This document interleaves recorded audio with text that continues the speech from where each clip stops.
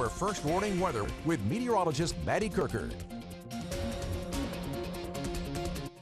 Great to see you on this Tuesday morning, waking up just how we like it here in the Carolinas on a typical August day. Mostly sunny skies with our North Myrtle Beach Skycam. Not only is it gorgeous out there, it feels nice and comfortable as well. Starting off the day in the 60s in all locations, 66 in Florence, 64 in Marion, and right now coming in at 68 degrees in Myrtle Beach, so not a bad way to start our Tuesday morning. But if you like the cooler air, get ready to enjoy it the next few hours while you can, because the heat will be building over the next few days. Back to near normal for this time of year as an area of high pressure begins to move southward towards the Carolinas, making our temperatures go up the next few days and going to keep us mainly dry for the most part until the second part of this upcoming weekend. So at the beaches today, a really nice beach day overall. Afternoon highs will be in the middle 80s.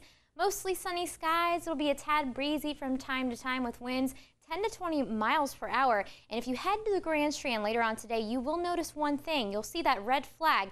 As a matter of fact, we do have a rip risk on the high side. All main reason is Cristobal has strengthened to a Category 1 hurricane.